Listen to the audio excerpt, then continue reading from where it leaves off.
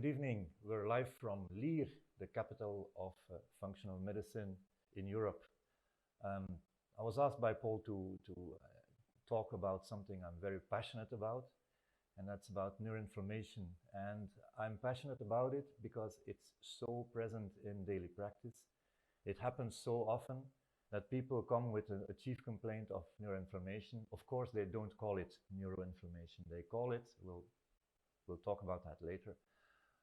For those of you who want to, I'm prohibited to make jokes. So Paul has extremely, he said no jokes tonight and no striptease tonight either. So for those that watch this, please leave now. So Jim in Dublin, please go. It's not going to happen. I'm going to be very, very serious. I'm going to be very serious, but not scientific, because science is not my cup of tea. It is my cup of tea, but what I'm really passionate about is the patient in front of me. And so I want to have a practical protocol that is based on science, but I'm not in my free time reading all the science about things. So the protocol, which I adapted greatly, is the protocol of Tatis Karazian. Why is that? Because he's a clinician, and I'm a clinician also. I want to be taught by clinicians, because I feel that this is the right thing. I don't want to be taught things by science or scientists or scholars, or because I don't really have the feeling with the patient, but with some people you have that, and that is Karazian. If you want to learn more about this topic, like neuroinflammation, you can always follow the module on his website. But let's start with a general view. Let's say if you see a patient in front of you, so where's the problem? Where's the problem? Is it like the insulin resistance, or is it like the gut, or is it like the HPA axis that is the trouble, or is it the brain?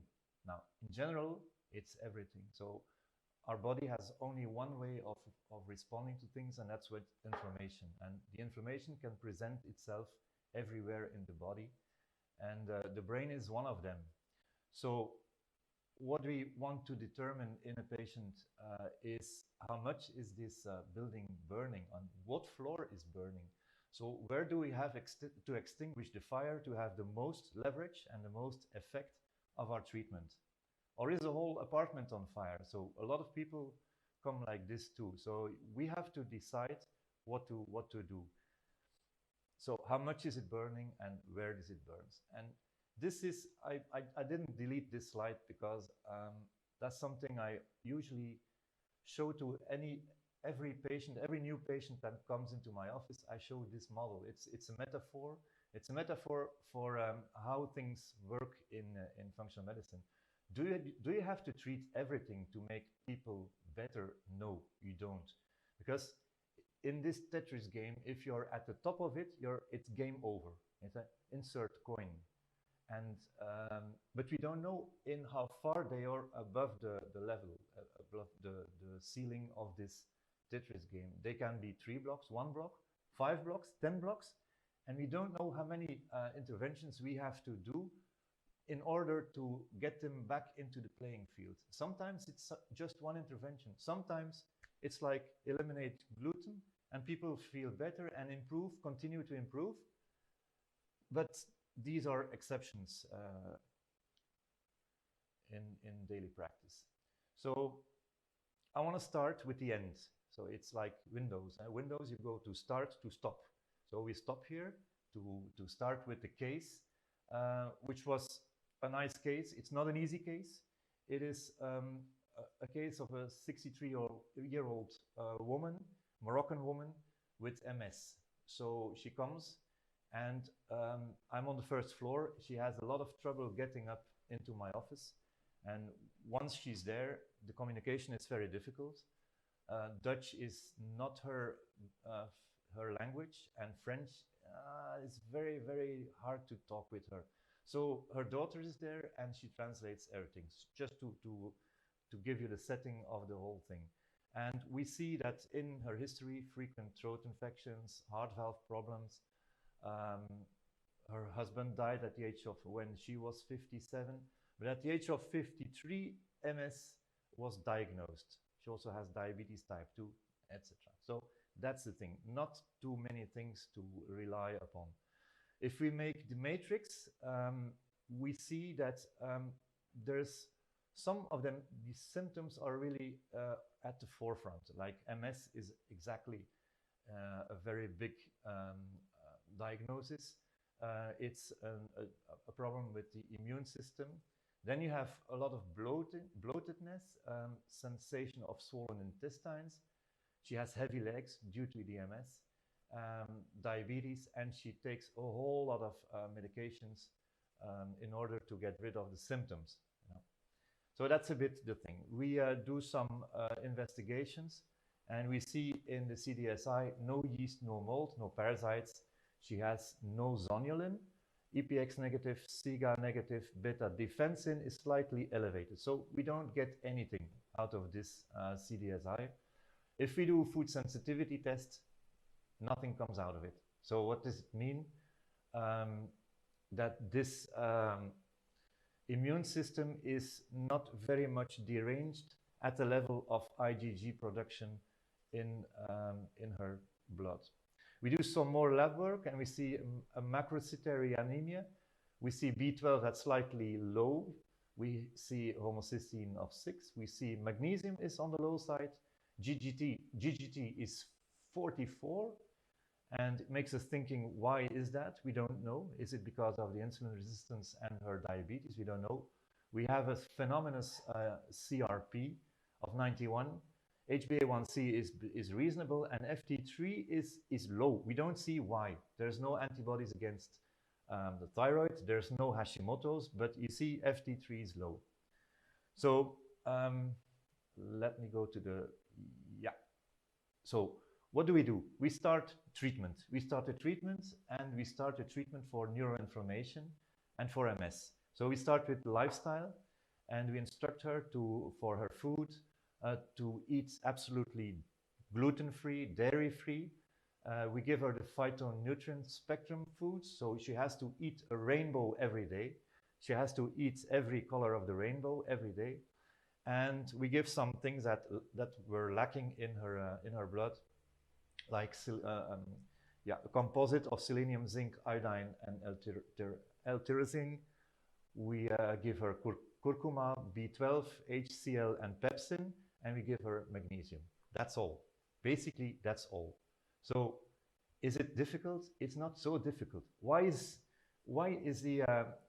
do I ask to be gluten-free and dairy-free? Because even if you're not food sensitive towards gluten or dairy, these molecules are inflammatory, and we try to extinguish any type or any source of inflammation that is possible in that system.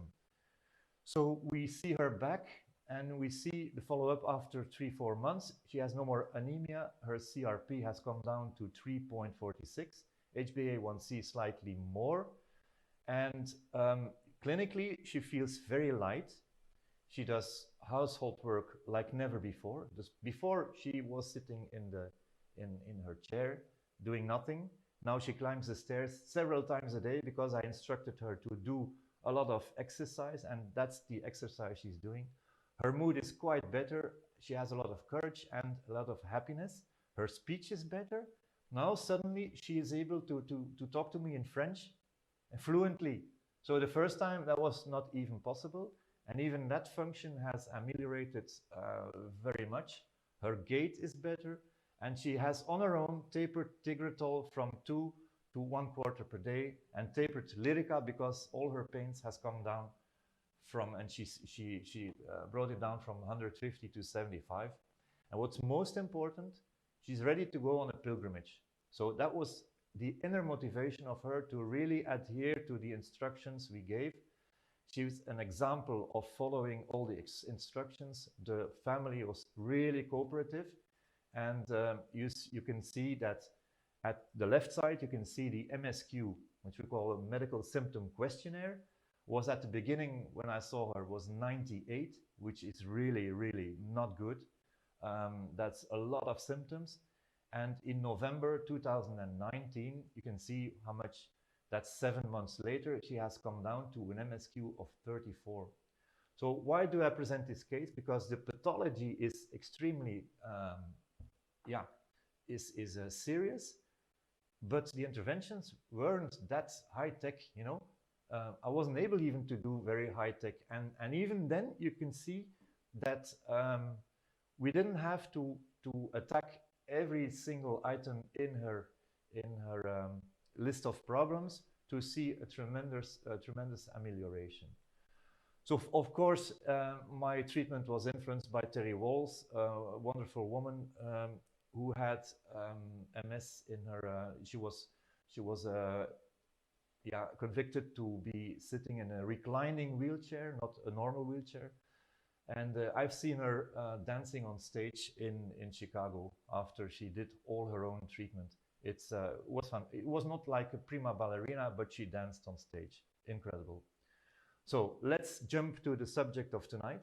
And we want to diagnose and we want to stage the amount of neuroinflammation that's present in the patient. So they don't say, I come here for neuroinflammation. They're not like referred to with these complaints, but they often complain about brain fog, about inability to concentrate, about poor memory, about inability to handle situations like being in a mall, being in a crowded place, a lot of noise, like a lot of light, flashes of light. They really aren't able to handle these things. A need for excessive sleep. I need more sleep than somebody else. Fatigue and poor brain endurance. So like say I can only read for, let's say, for half an hour, and then my brain is getting off. How many patients do we get like that? I mean, that's more than half if I do an estimate. They often come with diagnosed conditions. They come from other practitioners who really want to pick the diagnosis, because the diagnosis is what there is, and then you can have a pill or a treatment that you can apply to these conditions. We in functional medicine, we prefer to look for the why, and but what clinically is expressed often is chronic fatigue syndrome, can be very much a brain-related problem. PTSD, post-traumatic stress syndrome, post-concussion, fibromyalgia, chronic pain syndrome, stroke, and neurological diseases, Alzheimer's and Parkinson's. So these are the clinical conditions, but that's what the patient come with the complaints. So our patient with MS, what did she have? Did she have transient neuroinflammation, chronic? She had chronic neuroinflammation. Did she have primed microglia? I'll explain that in a minute. Yes, of course, very much. And did she have neurological autoimmunity? Very much so. So that's really the queen of autoimmune diseases and the queen of neuroinflammatory diseases. But even there, it's not hopeless. And the recovery that she made in her motility was tremendous and was never expected before. I've witnessed a patient like that. If you tell a specialist, a neurologist, like you're going to recoup from your MS, from your lesions, they are not going to believe you. But I have witnessed it. So is it subtle, moderate, or severe? It's really severe. Now, let's go and try to identify the triggers for neuroinflammation. When do patients complain the most about neuroinflammation? Lack of sleep, yeah, that goes like, yeah, everybody knows that. If you don't sleep, the next day your brain is foggy, you're inflamed. Inflammatory diseases, also autoimmune diseases or infections, dietary sensitivity. So if you have food sensitivities or psychological triggers, a lot of stress, chronic stress, trauma, childhood adverse experiences, all can trigger. An inflammatory diet, in other words, a standard Western diet, can also trigger neuroinflammation. And of course, chemical triggers in which we are baiting. We're baiting in the toxic soup. What's important is that neuroinflammation is not only a thing of the neurons, but mostly of the neuroglia. I mean, 90% of our brain is like glia, neuroglia, and 10% are neurons. So if we only focus on the neurons, we're going to miss 90% of it. And that's what I'm going to explain now. The types of neuroinflammation, these are the several types. This schema is really ingrained in my brain, and I always keep this in mind. This is something you can put at the fridge, print it out, put at the fridge, because it's so important.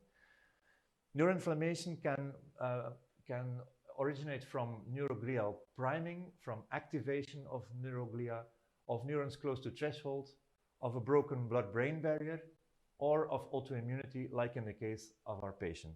Let's explain this. Priming.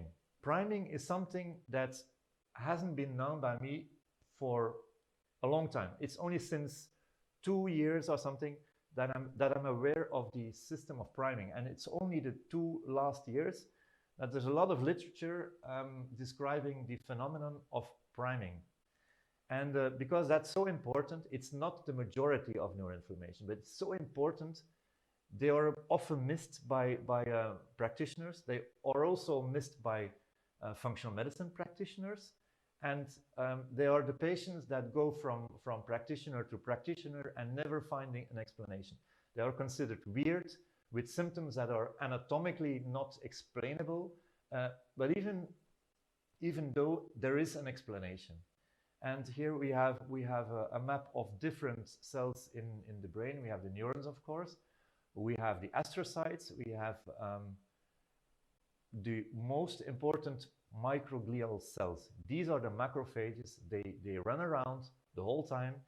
They look for debris. They look for broken things. They eat it. They swallow it. They process it. They look for viruses. They look for bacteria. They're always cleaning up the brain. If we wouldn't have these, it would be a big problem. But there is this system of priming. They have an on switch, and the on switch is only one way. There's no out switch. So once you switched your microglia cells to a primed state, there's no way back. And if the macrophages from, for instance, the liver can be replaced, the macrophages from the brain cannot be replaced. They are there forever, and forever they are the same. And they can, once they are primed, they are in a state of war. And if they're in a state of war, are there any Americans here? And they understand that. If they're in a state of war, they can either go to the let's say to the front and really engage in heavy fighting and heavy protection of your brain against I don't know what, or they can go back to the army base. They're still at war, they're still dangerous, they're still very active, but they are in an anti-inflammatory state. So what does it mean? It means that once they're primed, they keep on being aggressive, but sometimes they're more aggressive than other times. And we have to in our treatment, try to aim at getting them in the M2 state, which is the less aggressive state. And that's how we can get our patients better. Well, what are the causes of primed microglia? These are big events. It's not just like a night out of bed. It's more like TBI. Traumatic brain injury can really prime your microglia, and it can prime microglia in several times. It's just like, it can be a single shot, but it can be a second, third, a fourth insult. And we can see that with people with CTE, with chronic traumatic encephalopathia, like people who are playing football or boxers or something like that.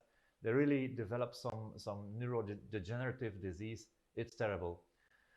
But also CVA, stroke, or silent stroke is a reason for primed microglia. And if you had a silent stroke, and with progression of age and aging population, there's a lot of silent strokes that go unnoticed. You have to remember that once there has been a stroke, there is priming of the microglia in the region where the stroke has happened. And then it can spread like wildfire. It can go to other places. If you do investigations, now these things are not available for patients, like imagery, etc. You can do it, but you cannot prescribe it for a patient. But if you look at the research, you can see that after some time that the priming has spread like a wildfire. So it's extremely important for people who are aged, who had a stroke, that really we take care of them, not to get them progress into neurodegenerative states. PTSD, so repeated trauma or childhood trauma or repeated psychological stress can prime your microglia, and once it's primed, it doesn't come back. So it's very important. And binge drinking. And binge drinking can be only once, a very much, a very big binge can really prime a lot of your glia, your microglia. I had a patient some weeks ago. He told me, he was a young guy, 34 years. He told me that he binge drank for 2 to 3 times a week for at least 10 years. Can you imagine what that does to a brain? And still, well, he was, let's say, he wasn't all that bad, but there was not a lot of life in his face anymore.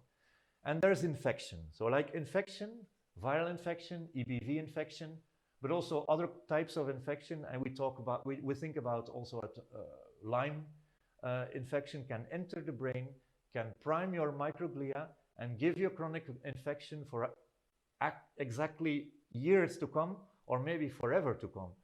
So the idea is, if people who concentrate on Lyme, on treating Lyme, the idea is Lyme still active, and is the bacteria still active inside your brain, or the symptoms that the person has, is this merely a result of the priming of the microglia from where these bacteria have been. So I'm not sure about that, but I'm sure that the priming is a fact, and I'm sure that if we treat the priming, that you get an amelioration of the state of your patient.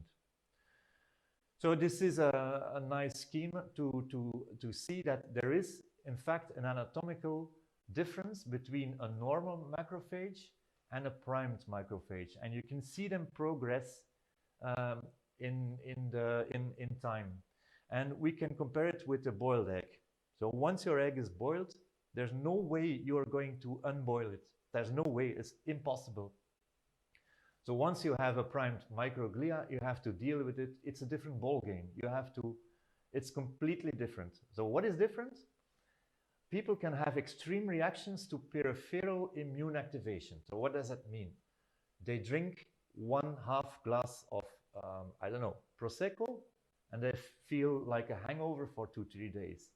They do a normal cold, a cough and a cold. They are out of the society for a week or even more.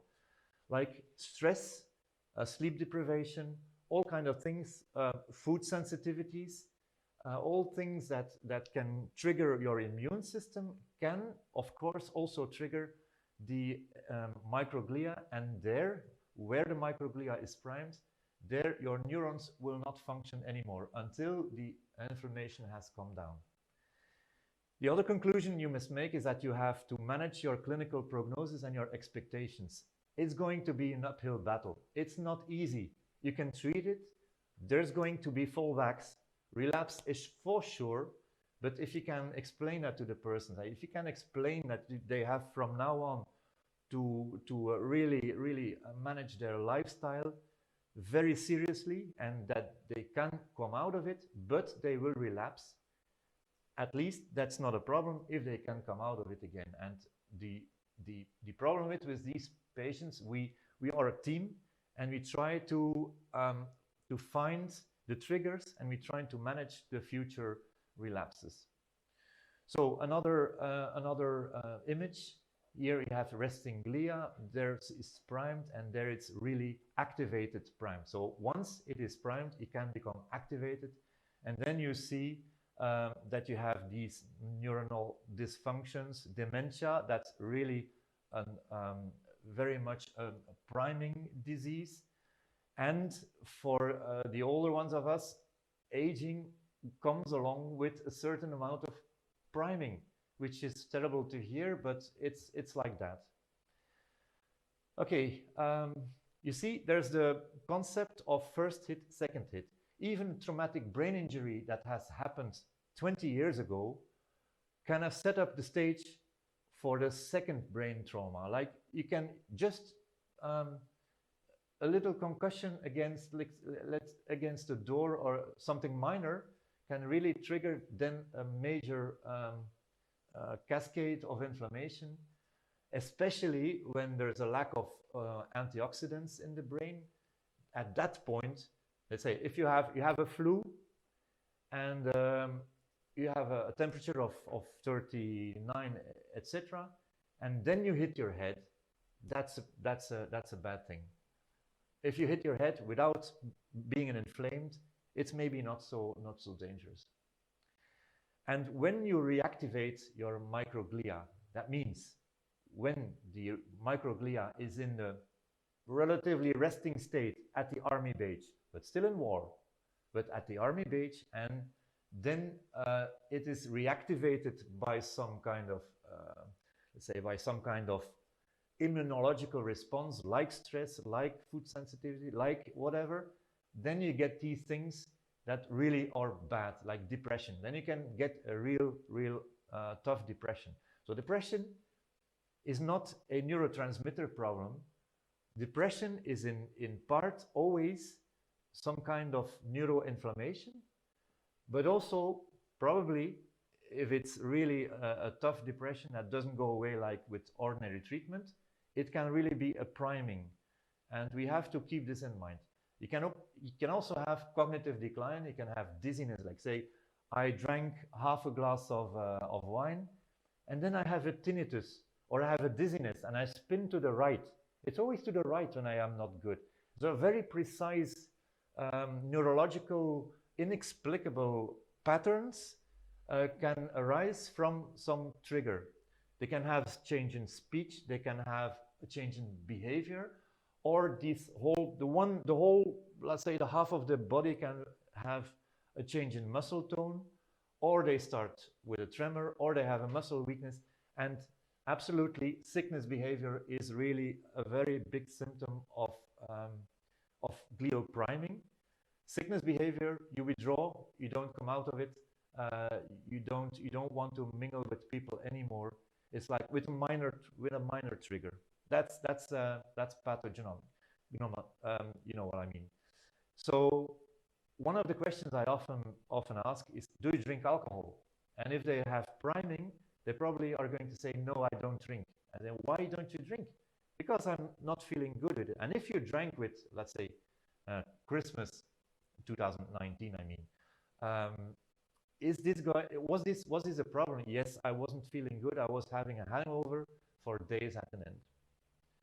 Okay, that was the most important thing, the concept that I didn't know before, and that I suppose a lot of people aren't very much aware of. And I wanted to put this very clear in this presentation. The other thing is activation of glia. So we don't switch them to the on position, but they're merely activated. If they're activated, they can go back to the non-activated state. You know, that's a big difference. Or you have priming, they don't get out of the priming anymore. Or you have just some activation, and then it can be very transitory. You can get rid of it. Sometimes it's not so difficult to make these patients better. Let's look at this. So dysglycemia, systemic inflammation, infection, autoimmunity, intestinal permeability, microbiome disruption, hypoxia, stress response, ages, advanced glycation end products, chemical triggers, and a permeability of the blood-brain barrier. All of these can activate your microglia. At a later stage, they can also prime, but hopefully not. And you see that's almost the same things that trigger your neuroinflammation. Then neurons close to threshold, what does that mean? That's one of the most famous slides of Dr. Krasian. A normal neuron needs energy. When it has a lot of energy, it can have a low resting membrane potential. That means this neuron is really healthy, but it needs oxygen, it needs glucose, it needs stimulation, and it needs an absence of oxidative stress and an absence of inflammation. If there's inflammation, things are going awry. So let's look at the right side. The right side, if you have a poor circulation, for instance, you have anemia, you have a poor perfusion, you have arteriosclerosis, or you have asthma, or heart trouble, or heart insufficiency, then it's impossible to get healthy neurons. If you have dysglycemia, and that goes both ways, a lot of people, and I must say, a lot of people have dysglycemia, either high, either low, and most of the time they have both of it. And if they have too high of glycemia, there is some insulin resistance. Glucose doesn't go into the cells, and you get fatigue or neuroinflammation. If you prepare an athlete with the perfect supplements to do a marathon, but he doesn't train, it's not going to work. So you have to also train and stimulate these neurons. And if we don't do that, nothing is going to happen. And of course, you have to have an absence of chronic stress, of oxidative stress, and an absence of inflammation, because otherwise your mitochondria get uncoupled. It's like remove the batteries from your cell phone. It's not going to work anymore. Batteries are okay, cell phone is okay, but if they're not connected, it's not going to work. And what happens then? There's too less of energy production, and the resting membrane potential is not strong enough. It's not deep enough in a way. And then you can see from the minutest stimulus, it can fire. That these people come into the room and they say, "Oh, it stinks here. Oh, I cannot. Oh, there's too much light. Oh, this sound, I cannot stand it. Oh, there's too much this pattern on your shirt. I get dizzy about that." That's neurons close to threshold. Or they also cannot sustain long activity, and they say, "I can only read for 2 pages and then I'm done." Things like that. Then we have the blood-brain barrier, has to be intact. And what breaks down the blood-brain barrier? It's always the same things. I begin repeating myself. It's like oxidative stress, not enough antioxidants, infections, chronic stress, environmental chemicals, and endotoxins. Endotoxemia is really breaching your blood-brain barrier. But of course, in the middle you see zonulin. So if you have a leaky gut, you produce zonulin. Well, zonulin is the same molecule that opens up the same blood-brain barrier. So if you have leaky gut, you have leaky brain. But the opposite around also. If you have leaky brain, you will have leaky gut. That's an equivalent. And if this happens, if your blood-brain barrier is breached, now white blood cells come into it, inflammatory cytokines come inside the brain, and you get neuroglia activation. And we go on the next slide, you'll see that. You see? Now the microglia is activated. So what happens? When these are activated and they are resting glia, then it can be a transient neuroinflammation thing. Nothing happens very much. It's transient. You remove the triggers, you remove the oxidative stress, remove the leaky gut, you treat the leaky gut. So some people think that the gut is the only thing that you have to treat. It's not true. But sometimes it works. And then you have a transient neuroinflammation. Or the resting glia can be so much triggered that they get primed. And when they get primed, they will develop a sickness behavior from a minor problem. You see? If activated microglia is already pre-existing primed, then you directly have this sickness behavior. So, what are the brain and what some of the brain leaky gut mechanisms are? If you have a decreased brain activity, which means there is neuroinflammation, your brain activity is less, It means that 90% of your brain is dampening the 10% that gets into fight, flight, fright response. So the brainstem is highly orthosympathetic and has to be dampened by 90% of your brain, by the cerebellum, by the cortex, by anything.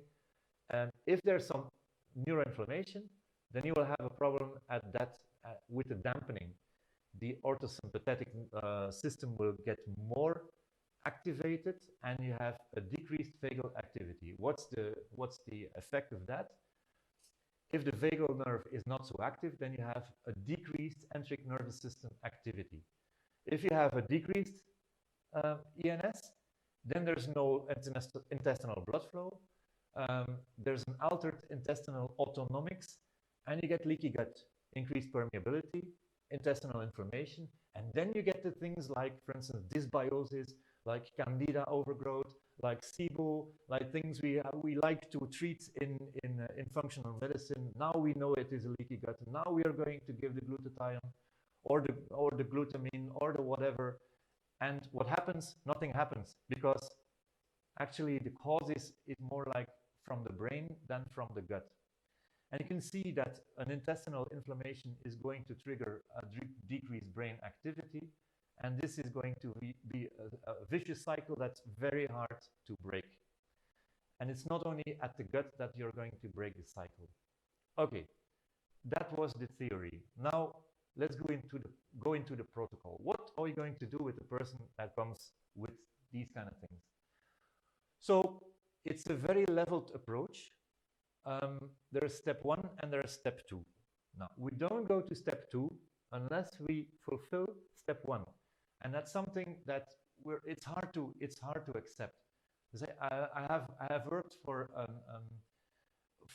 a functional medicine lab for a while, and I had to answer the questions of practitioners. And they say, look, I have a patient with a symptom score of 120, and she has this and this and that. What do I have to give? Now, that's not, it's not working.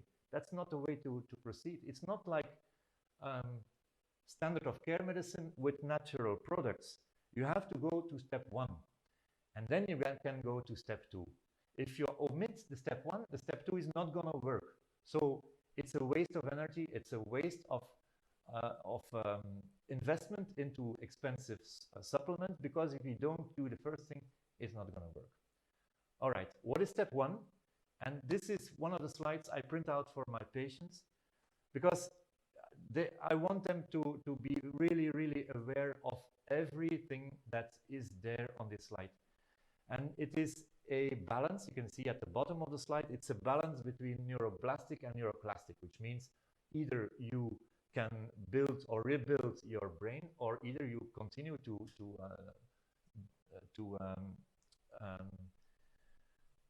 destroy your brain, your neurons, etc. And the first thing we see at the right side, this is alcohol is really neurotoxic, especially for primed neuroglia. But if you have neuroinflammation, alcohol is really not a good idea.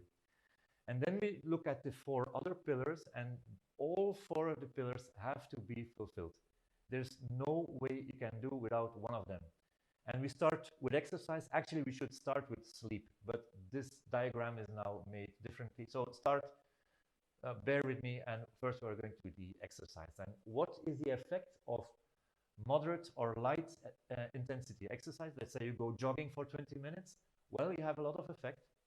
And that's a lot of things that are going to get better: more insulin sensitivity, immune enhancement, oxidative stress, to then induce an antioxidant response. But if you look at high intensity exercise, then you see that all these effects are much higher. So practically speaking, it's better that they go for a 3-minute rope skipping, than that they go for a 20 minutes cardio walk or cardio run or jogging. Actually, it's even better if they do both. So 2.5 hours per week of light to moderate intensity exercise, with 3 times 1 minute of high intensity. Now, high intensity is extremely important. How intense must that be? Well, that's really individual. If you have a bedridden patient and that bedridden patient tries to lift himself up, that already can be high intensity for that patient. If you overwork them, they're going to crash for 3-4 days, and they're going to hate you. So be very easy. Don't go too fast at once. But it's something that's an intervention that you cannot leave behind. It's really that powerful that no supplement in the world can equal the effects of these kind of things. Second, stress. Stress with neuroinflammation doesn't go together. And as I put a little scheme here, I know you could talk for days about stress, but in a way you can say, or you avoid stress, and if it's not avoidable, you take a big decision. You quit your toxic job, or you quit the things that really bother you the most, and you do body-mind exercises every day. Every day, not too much. 10 minutes is okay. Whatever you want. There's 570 kinds of body-mind practices. You can do meditation, you can do mindfulness, you can yoga, tai chi, heart coherence, name it. You can play music. It's all good, but you have to train your parasympathetic system, because otherwise it's not going to work. So that was the second. Now we go to diet. Diet, extremely important also. And here you can see from high to low and from left to right. We start with an anti-inflammatory diet. What had you thought? And we start with taking a lot of essential fatty acids, omega-3s. We avoid the fried foods, we avoid the trans fatty acids, and it's really, in the literature, very much proven that saturated fats are highly inflammatory. So don't go for the sad fats, but go for the other ones. Gluten-free, dairy-free. Why is that? Because they're inflammatory. Gluten has been proven to give a leaky gut in every person. Now, there's only a subset of persons that cannot stand this momentary leakiness of your gut. But if you already have neuroinflammation, if you already have, let's say, an autoimmune disease, you don't want to try this. You want to avoid everything that's possibly inflammatory in your gut. And then stabilize your blood sugar. That's really, really a big topic, No missed meals, avoid sugar, limit carbs, and small portion sizes is very important, because people with neuroinflammation, they often crash when they have a hypo, or they crash when they have a hyper. And that's why if you go on, if you don't have enough results with the things that you already did here, then it could be necessary to go to a modified ketogenic diet, slowly, not too much at once. And then you have to eat less than 20 or 50 grams of carbs per day. And you have to measure with ketone strips. So what's going to happen? If people are really getting into ketosis, then they will develop ketones in their urine.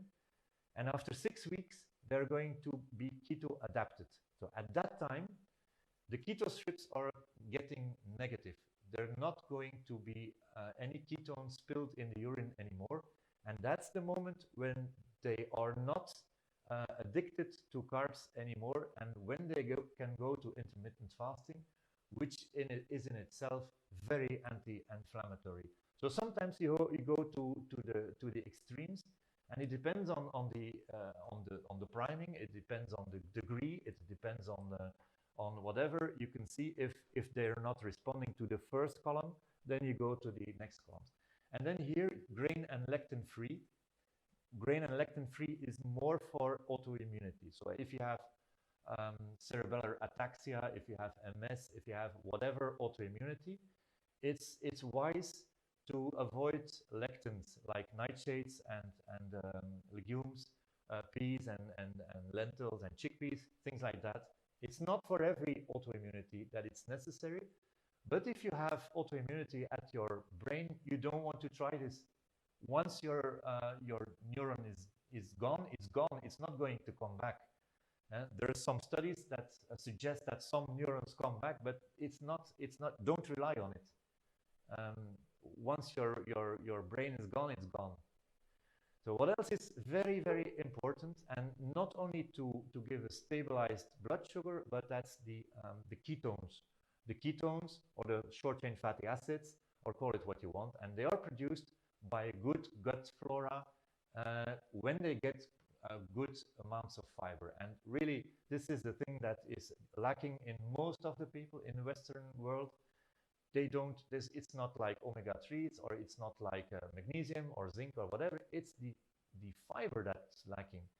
So either you say to persons, you must have more fiber or more diverse fiber, because then you have a more diverse microbiome, or you can shortcut it and you can add ketones or butyrates or short-chain fatty acids like that. And then you don't have to have first a good microbiome and a lot of fiber, then you can shortcut that. But with a normal person, you'll have to suggest to have as much diverse fiber as possible, and as much as possible also to increase the health of your microbiome. That's the same exactly. So that was the chapter diet. And then sleep. If you're not convinced that sleep is important, just read Matthew Walker, Why We Sleep. You're going to get depressed. I got depressed because of the importance of sleep. And with people that have problems with that, it's very difficult. So just to give you an example, we have 22,000 genes, and if you have a group of persons that you let sleep for 6 hours for 1 week, I mean, they weren't allowed to sleep more than 6 hours, but a lot of people just sleep 6 hours. So if they did the study with 6 hours of sleep for 1 week, you saw that about 750 genes changed from expression. Half of them were immune function genes that were switched off, and half of them were tumor promoting, inflammation promoting, cardiovascular disease promoting. It's incredible. Only by 6 hours of sleep, and only almost 750 from our 22,000 genes were already altered. So when they cannot fall asleep, think loss of brain dampening pathways, as already explained. Think of stress and cortisol and adrenaline. If they cannot stay asleep, also think dysglycemia. And if they don't get enough sleep, it's neuroinflammation or nocturnal hypoxia. In big lines, I know this is very simply put. In practice, it's harder than that. And then eventually we come to the scheme of what can we give as supplements in this step 1 approach. What can we give? And we see the usual suspects. We see a lot of the polyphenols or the flavonoids are really dampening. The omega-3s are really dampening. Magnesium a little bit. If you have too excitatory neurons, you can dampen them a little bit with magnesium. What's extremely important is glutathione. It's a bit costly. If you want to give glutathione, don't give it like in a capsule. Give either liposomal glutathione, because this is absorbed in your body, or give S-acetyl-glutathione if you find it, because also this one is going to get through the barrier of your gut. It's the one thing I didn't mention is my number 1 on the list now, and these are the short-chain fatty acids. So to give it, to tell it again, to say what, if you have a bad microbiome and you eat a lot of fiber, you're not going to make a lot of short-chain fatty acids. If you have a good microbiome and you eat no fiber, you're not going to have a lot of short-chain fatty acids. Both ways are going to excite your immunity, your immune response. Let's say your white blood cells are going to get angry because your Tregs have a receptor for butyrate. If butyrate comes to the Treg cell, it's like the whole immunity says, whoa, whoa, whoa, either we have a good microbiome or we have a lot of fiber, because, you know, there's a lot of butyrate, and then you have a calming down of the total immunity. Besides that, what does butyrate do? First, it heals the gut barrier better than glutamine. It influences the overall immunity. It calms down immunity, and it dampens also neuroinflammation, and even it dampens the priming of the microglia cell. So that's a lot of things in one product.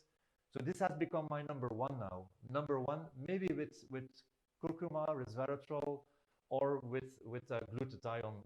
Of course, if I have a serious case of this or that, glutathione is mostly in my arsenal.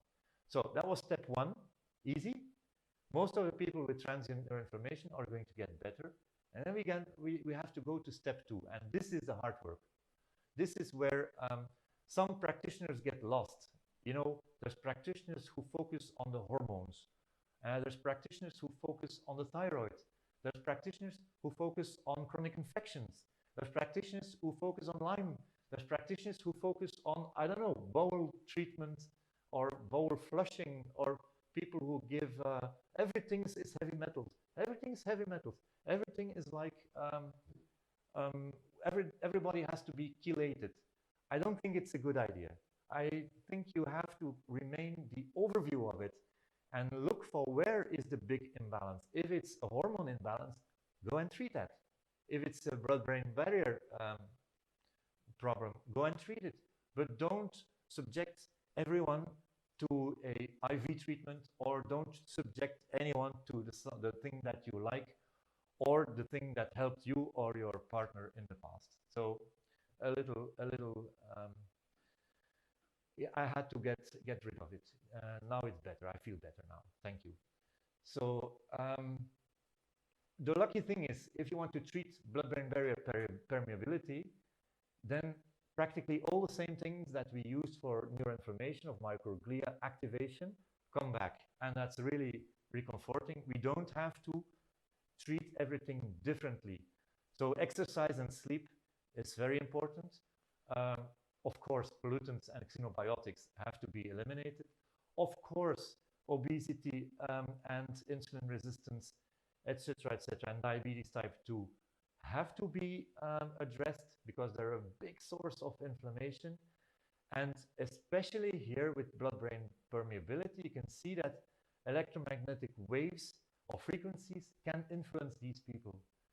If you have a problem with EMFs, then you should have your blood-brain barrier checked, because that can be the reason. Most of the people don't have a problem with EMFs, but if you have, check your blood-brain permeability. Of course, treat CRP, treat homocysteine, treat iron overload. A lot of people have it, and treat leaky gut. That goes for like that. So therapy in supplementary therapy. If I want to treat blood-brain barrier permeability, I often look at alpha-lipoic acid, of course, fish oils, resveratrol, and glutathione. Luckily, it's all the same. To activate your enos, there's ginkgo, there's flavonoids, and there's glutathione. Luckily, vinpocetine is not available in Europe, unfortunately. And then one of the last slides. I hope you're still awake, or that you're still able to follow. You have to, if you want to reduce the neuroinflammation, you also have to increase neuronal mitochondria biogenesis. And how do you do that? By activation. And if you're comfortable with the brain, with the function of the brain, you can really focus. Let's say if the person has a big problem with the cerebellum, well, you give them cerebellar exercises. If it's not possible, if it's difficult for him to do this or that exercise, he has to do it frequently, as many times as possible, but not long. So in that example of cerebellar dysfunction, let him walk on a line 10 times a day for maybe 30 seconds, and this will already increase the activation. But make sure in the beginning that there is no neuroinflammation. And then at the end of this whole, let's say, technical etc. thing, um, I want to stress or underline that the most important thing, whatever you do, if you're a functional medicine practitioner or a GP or a psychologist or whatnot, the most important thing is the connection. And this is a very nice picture where you see that this is really important. If you want to know more, there's a whole module on neuroinflammation on the Karazinan Institute.com.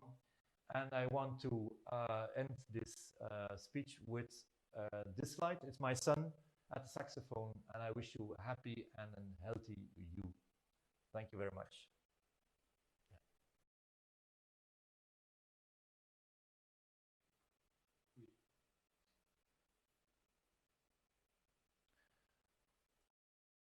About chronic hidden infections, inflammation, the source is bacteria itself, or is it toxins? Well, both. It's both. You can have chronic infections, you can have chronic reactivation of viruses, of bacteria. They can produce toxins, but don't underestimate, if it's at the brain, don't underestimate the neuroinflammation that it has caused. Maybe the bacteria is already gone. We don't know. Maybe the toxins are gone, but the microglia is primed, and now it's for life. And now you have to do the whole protocol, like we explained before, and don't forget anything of these lifestyle factors. Yeah, and also this question is not a general question. It is a question that has to be focused on the patient in front of you. Sometimes it's this, sometimes it's that. It's not. It's never the same for everything or for everyone. Yeah. What here? Okay. Next question. What should we eat for prevention rather than treatment? Well, actually, that's the same. It's a very nice question. What should we eat? Anti-inflammatory food. Don't be that harsh on, I don't know, gluten or dairy. If you don't have any neuroinflammation, watch toxins, watch alcohol, and of course, functional medicine diet is the best that you can do. It is anti-inflammatory, a lot of fruits and vegetables, a lot of colors, and 20% of good protein, good quality protein, and of course the good fats and oils. And prevent your head for having a trauma. That's very important also. What about ketogenic diet for obese stage 4 people with high triglycerides and LDL? Well, stage 4, I don't know what you mean by that, but let's stick with high TGs and LDL. I think ketogenic diet is actually the one place to go if you have a real obese and a real insulin resistant or real type 2 diabetes patient. That's the only thing that can, let's say, break the vicious cycle and can get you back to normal. But if the patient is sick, do it with care, do it easy, do it nice and slowly, because sometimes it can be really triggering a big problem. But actually, the one thing you can do, we're very much pro ketogenic diet for people like that, and also for weight loss. Bicalene, I haven't used it a lot because it's not so much available around here, but it's known to be very anti-inflammatory. It's very anti-neuroinflammatory. It's one of those flavonoids. One of those. If you don't have it, use another one. If you have it, you can use it. You have a good author for sensible ketogenic diet because of the market. There are all sorts of keto gurus that do not seem very prepared. Well, no, I don't have a good author.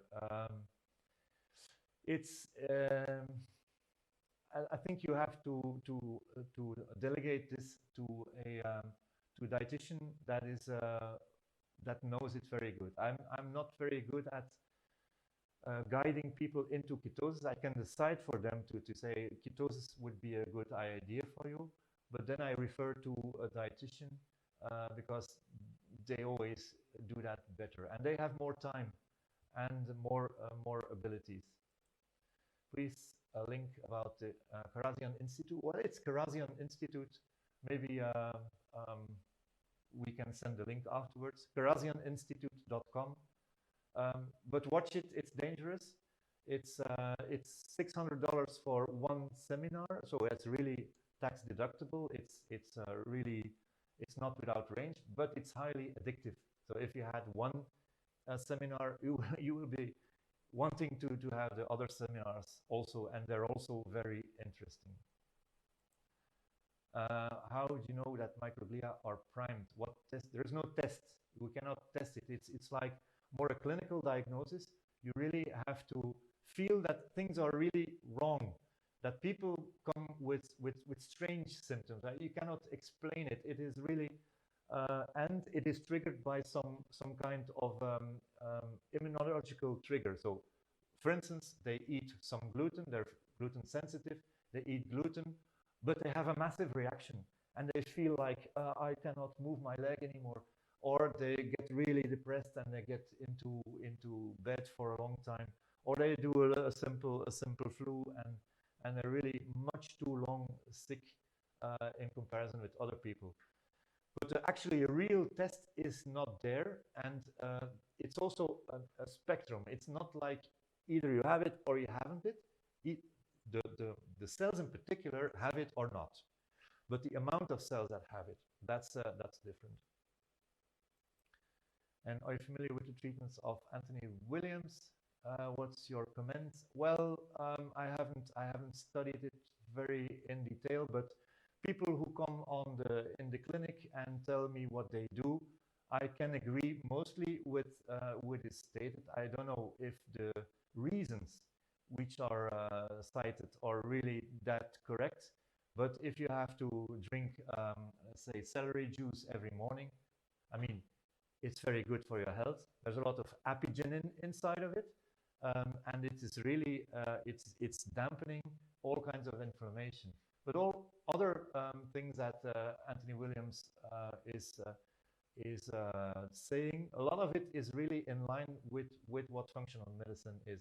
But I don't agree that EBV is, for instance, the problem for 98% of the world population. That I cannot agree. I cannot agree that thyroid is always caused by EBV. It is sometimes caused by EBV, but not always. So these generalizations I really don't like. But I must say, the disclaimer is that I haven't read his books. So, and what will you recommend for corpse to Lewy disease? Lewy body disease, priming, neurodegeneration, neuroinflammation, priming of glia. So that means that you have to do the whole range if possible, because, you know, one of the things, the symptoms of dementia or neurodegenerative diseases is that your dopamine is going to go down. And when you don't have the dopamine, you don't have enough energy to do all these kind of things like exercise, like high intensity, like a perfect diet, etc., etc. So what's essential with people like that is that they have a good surrounding, and that people around them are really teaming up with them to help them. But in fact, it's also one of those neuroinflammatory diseases. Would you take any supplements for prevention? Yes, I would. Yeah, I would. I'm not a good supplement taker because I forget that kind of things. But if you read literature, you would take loads and loads of anti-inflammatory flavonoids, curcuma, resveratrol, even glutathione, short chain fatty acids, fiber, etc., etc. And one thing I didn't mention, we use butyrate instead of probiotics, instead of prebiotics. But it doesn't mean that pre and probiotics aren't good, but we go one step beyond. We give the short chain fatty acids. Yes, and how much? I didn't talk about the amount of supplements you have to take. Yeah, as much as you can afford. Actually, we don't know. For one person, it's practically nothing. For the other, it's a lot, and there's no way to establish that. There's no way to see that. Only thing is, give it. If it doesn't help, crank it up. If it still doesn't help, maybe change to something else. But everything is trial and error. Everything is different for each patient. Everything has to be decided accordingly. Comments, excellent presentation. Thank you, thank you, thank you. My biggest problem with patients is compliance. Of course, only 3 out of 10 follow my instructions, which are similar to yours. Okay, look, the presentation, a slightly adapted presentation, which I showed you today, I give it to my patients. I show it to my patients and I repeat it every time they come. I tell them, look, you have this, you have that. And that really helps. You're not going to help a patient if he doesn't understand all these kind of things, because the intrusion on their personal life with these lifestyle factors are gigantic. They have to change all their lives. And if they don't know why, they're not going to do it. The other problem is, like I told you, that a lot of them don't have enough dopamine and adrenaline to be able to follow the instructions. Is Lyme in the brain a topic to treat?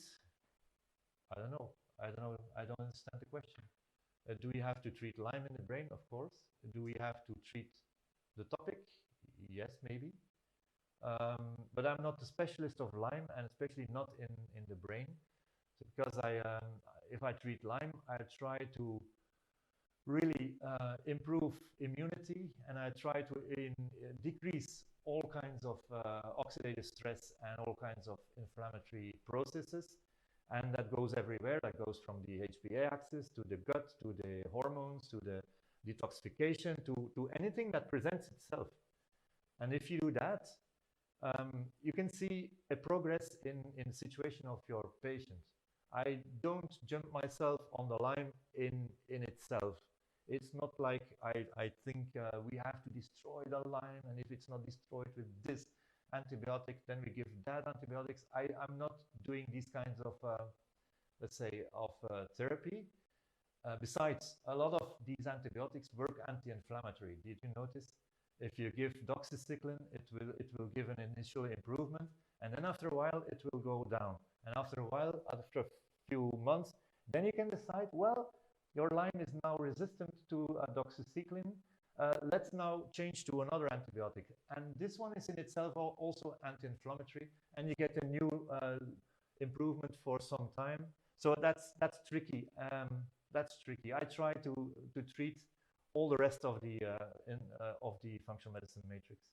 What's the compliance rate in your practice? Depends. It depends on the patient. If I have a patient with dementia, well, he has to be very much surrounded. If I have a patient with transitory neuroinflammation, it goes very well.